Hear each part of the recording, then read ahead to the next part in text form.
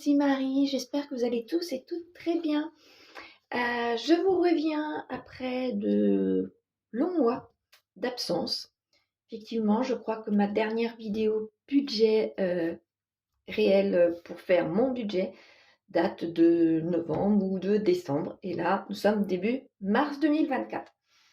Donc, je vais vous expliquer succinctement ce qui s'est passé. Donc, pour celles qui me suivent, vous savez que j'ai eu des problèmes avec un de mes enfants qui m'a énormément peiné, travaillé. Donc, je n'avais pas goût à grand-chose. Ce qui, après, s'est greffé, c'est mon déménagement, mes travaux par la suite. Donc, je n'avais ni le goût, ni le temps, ni l'envie de faire quoi que ce soit. Le déménagement, c'est terminé. Nous sommes encore dans les travaux. Mais je me suis aperçue au fur et à mesure que mon budget partait à volo. Je faisais comme je pouvais pour le mois de janvier et pour le mois de février, mais je m'aperçois que eh bien, c'est pas bon. Entre les nouvelles factures qui n'étaient pas prévues, qui arrivent, entre les grosses factures qui arrivent également, eh bien, le budget n'était pas fait et c'était une catastrophe. Donc, je vais vous expliquer vraiment très rapidement mon budget pour le mois de février. Pour le mois de janvier, c'était tellement une catastrophe que ce n'est pas la peine que je vous explique. On me demandait de payer des factures, je les payais. J'étais à découvert naturellement. Donc, je vais vous faire voir pour le mois de février à peu près. J'ai eu, alors je vais vous augmenter, voilà un petit peu. Ah, voilà, c'est peut-être un petit peu trop. Voilà. Donc, quoi qu'il en soit, j'ai eu mon salaire que je vous montrerai pas comme d'habitude. J'ai eu mes allocations pour la CAF, pareil. Là, pour eh bien, comme j'étais honnête et que j'ai déclaré à la CAF que j'avais un de mes enfants qui était parti chez son papa et un autre qui était parti prendre ses ailes, enfin voler de ses propres ailes, pardon, et bien que j'avais eh bien des allocations à enlever. Donc j'étais tout à fait honnête. Le souci, c'est qu'ils m'ont complètement tout stoppé. Pas pour les allocations concernant ces enfants-là, mais réellement tout. Donc je n'avais plus rien. J'avais des gros frais et plus du tout d'allocations, quels qu'ils soient. Donc, eh bien là, je me suis retrouvée vraiment dans les embêtements. Donc là, et j'ai la pension. J'ai eu la pension au mois de février puisque, vous savez, il y a un service de la CAF qui s'appelle l'ARIPA, je crois, qui nous verse directement les pensions. Mais comme, toujours même souci, j'ai eu un de mes enfants qui est parti, ça a tout fait bugger. Et eh bien, je n'ai rien eu au mois de janvier et au mois de février. Fin février, ça s'est débloqué. Donc, entre ici et ici. Alors, concernant mes dettes, donc, j'ai toujours, là, malgré tout, je mets un S à loyer puisque janvier et février, et une partie de décembre, du coup, j'étais en double loyer. Donc, vous voyez, entre les factures, petites factures qui se sont accumulées, par rapport au déménagement, grosses factures par rapport aux travaux, double loyer. Double loyer, c'était 2/3 de mon salaire. Donc, je peux vous dire que même 2/3 de mes revenus. Ça faisait quand même beaucoup. Et donc, et la CAF qui me virait pas de l'argent. Dans l'affaire, ce qui était tout à fait normal, puisque un de mes enfants partait, au mois de décembre, eh bien, ils ont été longs à mettre en place. Ils m'ont quand même viré la pension, enfin pas la pension, oui si, la pension pour cet enfant-là, donc ce qui était tout à fait normal. J'ai refait un chèque à mon ex-mari pour cet enfant-là. Donc j'ai eu quand même pas mal d'argent à donner. Et comme d'habitude, je donne je mets de mes revenus, je mets sur le compte des enfants. Donc voilà. Donc là, au mois de février, janvier, février, décembre, janvier et février d'ailleurs, ça a été des différents budget, mais ça a été catastrophique pour tous. Et eh bien, c'était impossible de prévoir quoi que ce soit. Je ne savais pas ce que j'allais avoir. Donc du coup, on me demandait de payer, je payais. J'attendais de l'argent, j'en avais pas. Je peux vous dire que c'était réellement catastrophique. Donc, au mois de février, Veolia, j'avais marqué Veolia. Oh là là, je vais essayer de vous grossir un peu plus parce que là, voilà, Veolia, j'avais inscrit et finalement je n'ai rien. Donc je l'ai mis dans mes provisions de surcharge puisque il faut attendre les 6 premiers mois pour avoir la facture, pour pouvoir la payer et après être mensualisé. L'EDF, ils m'ont prélevé 101 euros. Je n'étais pas d'accord,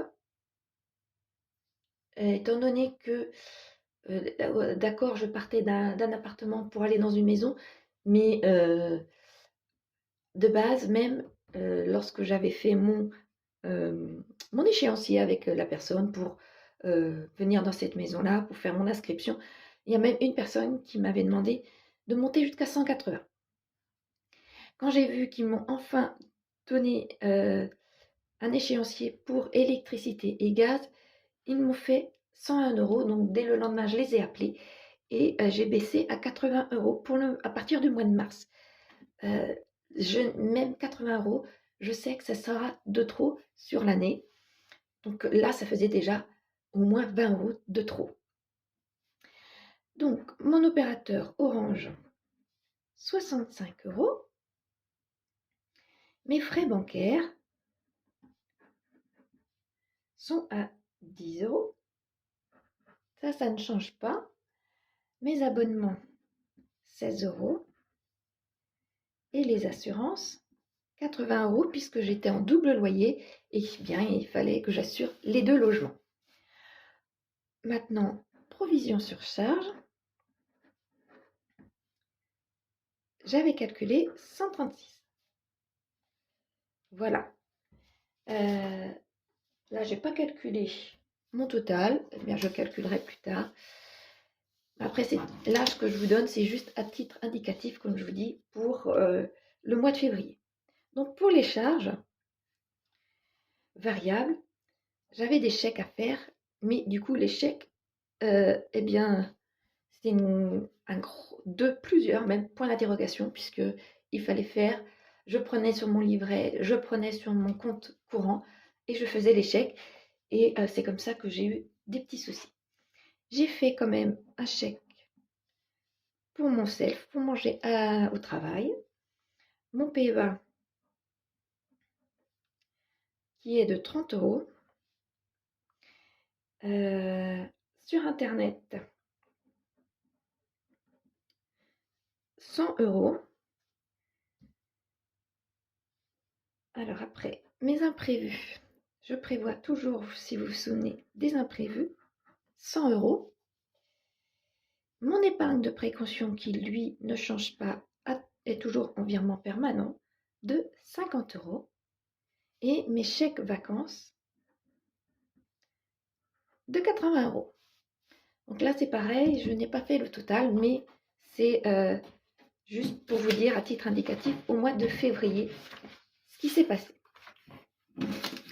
Alors maintenant, pour mes enveloppes et mes épargnes.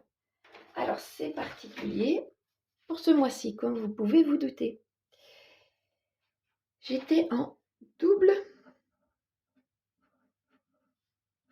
loyer entre l'appartement et la maison.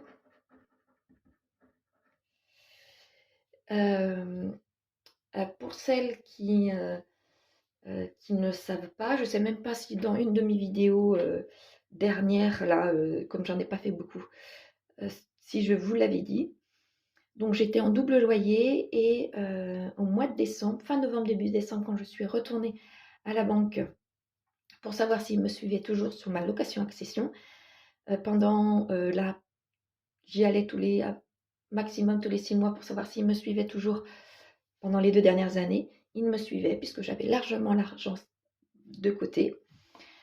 Patatras, au mois de décembre, ils ne me suivaient plus. Donc j'étais très déçue, choquée, enfin tout ce que vous imaginez. Tout l'argent que j'avais gardé pour mes travaux, pour mes factures, pour tout ça, tout l'argent passait en réalité pour l'augmentation des taux d'intérêt. Donc j'avais une très belle somme et tout ça partait dans mes taux d'intérêt. Donc du coup, dedans étaient prévus mes travaux, des agrandissements, le double loyer. Qu'est-ce que j'avais prévu encore? Eh bien, le fait de vivre au niveau de la nourriture et des faux frais, tout ça. Tout ça était prévu. L'aménagement extérieur, tout. Des travaux en bas, en haut et dans le garage, tout ça. Donc j'avais une très belle somme et tout ça, eh bien, s'envole puisque part dans les frais d'intérêt et d'assurance bancaire. Donc en épargne, eh bien, zéro en janvier et en février. Donc à partir de mars-avril, il faut que je commence à remettre en place mes épargnes parce que sinon je serai embêtée. Et concernant les enveloppes, donc il fallait bien que j'ai de la nourriture. Donc j'ai essayé de prendre ce que j'avais dans les congélateurs. Il ne m'en reste plus qu'un. Plus le carburant. Plus les divers. Donc là, pareil, je n'ai retiré aucun billet. Ce n'était que de la carte bancaire pour ces 3 choses-là. Et eh bien, c'était pareil, quoi. Il fallait aller à 1 heure de route de chez moi pour pouvoir continuer à aménager ma cuisine, enfin ce genre de choses-là. Donc du coup, j'étais très vraiment dans les choux, si on peut dire ça comme ça, parce que ce n'était absolument pas bien ce que je faisais concernant mon budget. Mais en réalité, je n'avais pas. Donc là, je fais un petit aparté vite fait. Donc là, effectivement, ce n'est pas une base à zéro. C'est une base à je ne sais pas. Donc, je confirme que lorsque mon budget n'est pas fait et que je suis obligée de prendre ma carte bancaire, c'est une catastrophe. Mais là, c'était les 3 mois compliqués concernant mon emménagement. Et pour ajouter des difficultés, effectivement, l'argent que j'avais prévu de côté, eh bien, ça s'est envolé. Les travaux qui ont attaqué dès le lendemain de l'emménagement et qui s'est étalé, qu'il fallait régler, ce qui est normal, les entreprises, plus moi des choses à faire aussi toute seule, eh bien ça monte très très vite, surtout quand on n'a qu'un seul salaire et que tout est parti. Pour vous donner vaguement un ordre d'idée, ce n'est pas une histoire de 5 ou 6 000 euros que j'avais de côté. C'est vraiment beaucoup plus. Et tout cet argent-là, eh bien, je ne l'avais plus d'un coup. Malgré tout, il fallait faire les travaux. Malgré tout, il fallait vivre pendant ces semaines. Ça a été, je ne pouvais pas trouver l'argent là où j'en avais plus du tout, quoi. Alors que, en réalité, j'en avais. Enfin, voilà. Tout ça pour vous expliquer tout ça. Donc, mois de décembre, janvier, février, c'était impossible de faire en réalité un vrai budget. Et parce que c'était impossible de prévoir toutes ces grosses sommes qui arrivaient. Voilà. Donc dans ma prochaine vidéo, je vais vous expliquer mon budget pour le mois de mars. Il va ressembler à peu près à un budget comme j'avais l'habitude de faire, même s'il y a quand même malgré tout encore des changements. Mais c'est un peu plus c'est un peu plus stable. Donc, je commence à aller dans la stabilité à partir du mois de mars. Voilà. Si vous voulez, vous pouvez m'expliquer, vous, comment ça s'est passé lors d'un déménagement. Si vous avez eu comme moi des complications, s'il fallait avoir comme moi une petite maison et faire tout de suite des travaux pour pouvoir faire eh bien, des chambres pour les enfants. Moi, c'était ça. Et le reste des gros travaux, ben, ils attendront. Expliquez-moi comment vous avez fonctionné, si vous avez été autant dans la galère que moi ou pas. Si déjà vous aviez 2 salaires, effectivement, ça change la donne, tout simplement. Voilà, je vous dis à une prochaine vidéo et je vous promets que maintenant je vais reprendre mes vidéos beaucoup plus régulièrement. J'espère bien faire, eh bien, comme d'habitude, au moins celle du dimanche lundi. Voilà, je vous dis à la prochaine vidéo pour mon budget du mois de mars. Au revoir tout le monde, portez-vous bien.